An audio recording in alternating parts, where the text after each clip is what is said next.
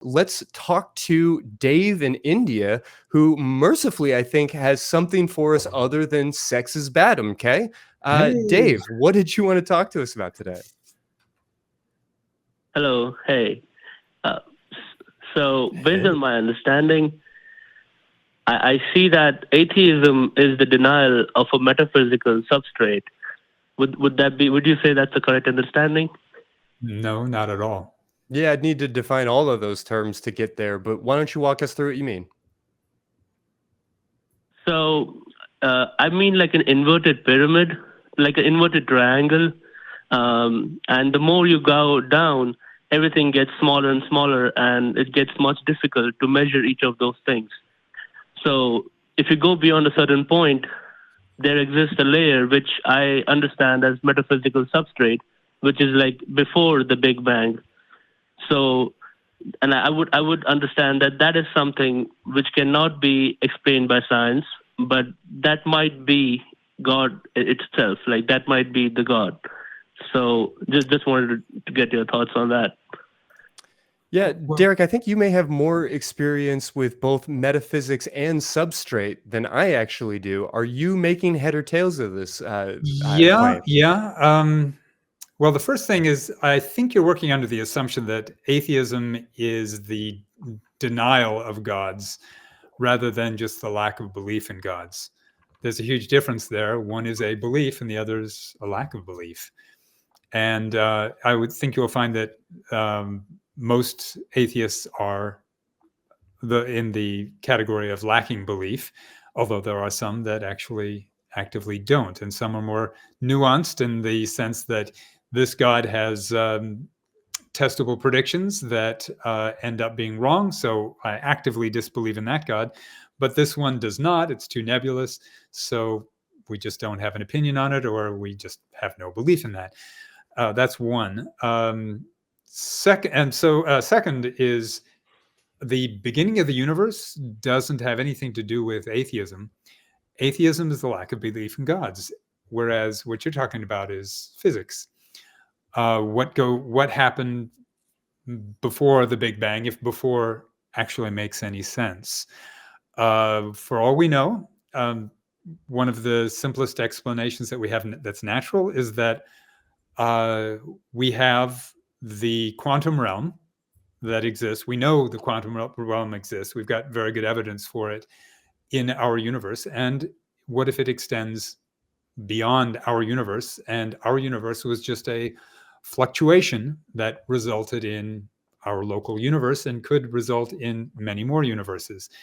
If that's the case, then what we have is a completely natural explanation that has no need for anything metaphysical. Yes, it's true. We don't know where this quantum realm would have come from in the first place, but you've got the same problem if you're a theist. Where did God come from? What caused him to exist in the first place? You can't really answer a mystery by evoking an even greater mystery. It's easier, smarter, more logical to say, I don't know. Simple as that. What do you think, Christy? Yeah, I'm curious how comfortable Dave is with sitting in that space, because it does seem like you have the simpler model, and none of this really gets us to therefore God. Dave, what do you say? Yeah. Yes. So like quantum, what I understand is that quantum is just a measure, but it's just that it's so small that we name it quantum, but there isn't really anything in nature that we can point to and say that this is quantum or that is quantum. It's just that the particle is so small that we have defined it as quantum. But what if we go not that? Exactly. And particles pop in and out of existence at the quantum level, these virtual particles. If particles can pop in and out of existence out of evidently nothing, then why not universes? Yeah, so like ether, right? So ether which is counter space, would be that particular place from which the particles pop out of and then also pop back in too. So everything you mean in the universe, ether? there are like plenty. Yeah, ether. Yeah. Are you that that concept was disproved a long time ago, 100 years ago, I think. I'm not a physicist, so I can't say for certain, but that was the idea of where the medium that light traveled through, I believe.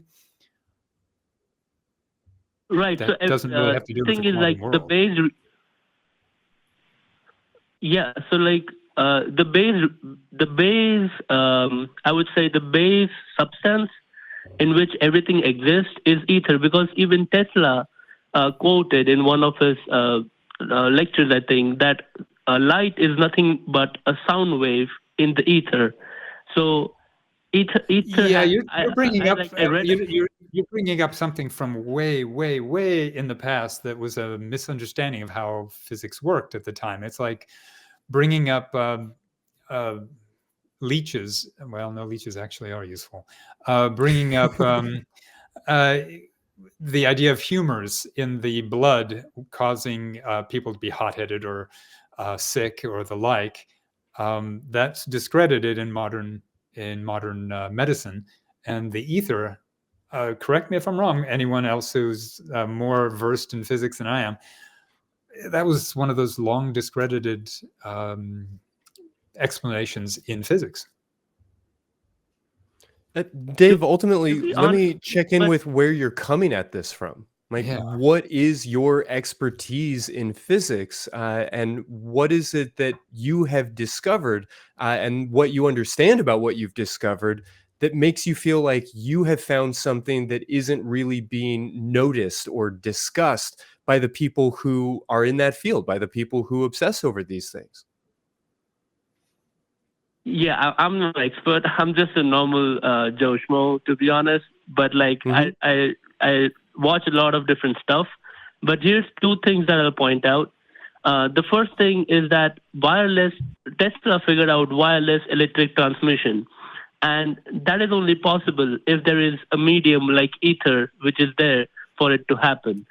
And the second thing was, I used to, like 2-3 years back, I used to meditate a lot. And during one of those meditations, I was able to experience ether in my neck while meditating. It was basically a state where I could see a small energy, a small empty ball in our neck. So basically what I'm saying is that the base substance, no matter which realm it is, whether it's a different universe or this universe, would be ether. And on top of that, we have different particles. So that's like an inverted triangle upside down. Yeah. Well, sure, Dave. I mean, I appreciate that you are a average Joe punching above your weight class by studying these really complex notions of physics. And I have to point out that if you are coming to conclusions that are not well supported by the actual titans of that field of intellectual study, that there's likely something that you've missed.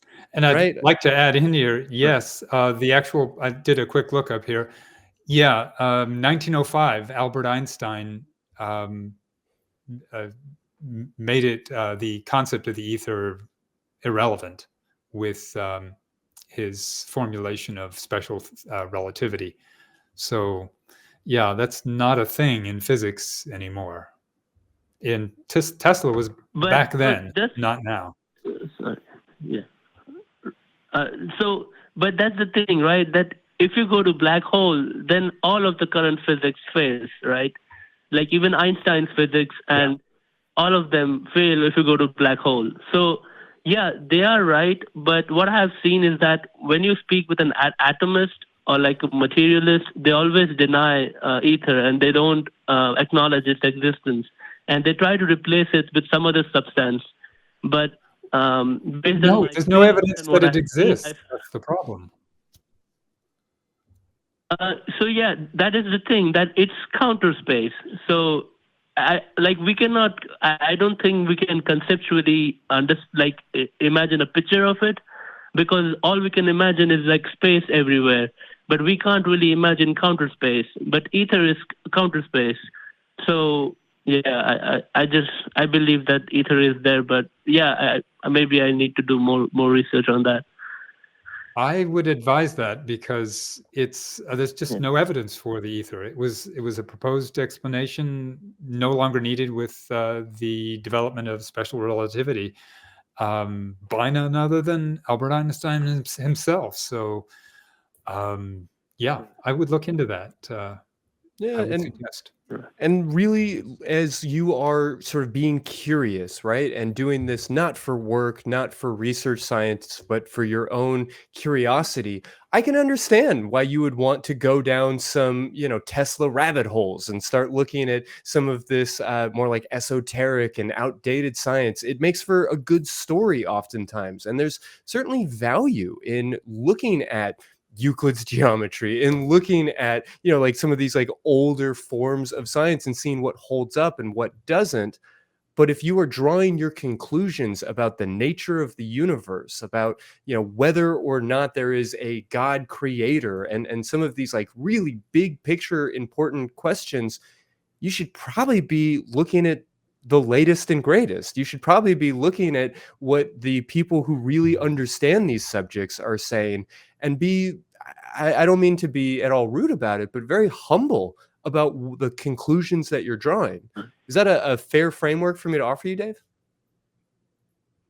Yeah. No, that's perfectly. Yeah, I'm just an average guy. I don't claim to be an expert in anything, but yeah, I am curious, as you pointed out, and that's why I like look at all this stuff. But yeah, maybe I should do more research and look into that more. But Yeah, keep Just- reading, I keep like that you're learning, keep willing. having fun. You're doing good work, but Exactly. consider your sources. right. That's perfect. Awesome. Yeah. All right. I Yeah, think that was it from my side. Yeah. Sure. Love to ask you to give us a call back after you have a little bit more under your belt. I know we definitely have some folks here that would be very interested in talking you through some of the physics of this a little bit differently and maybe with a little more nuance in what we're able to offer. But for now, really appreciate your time.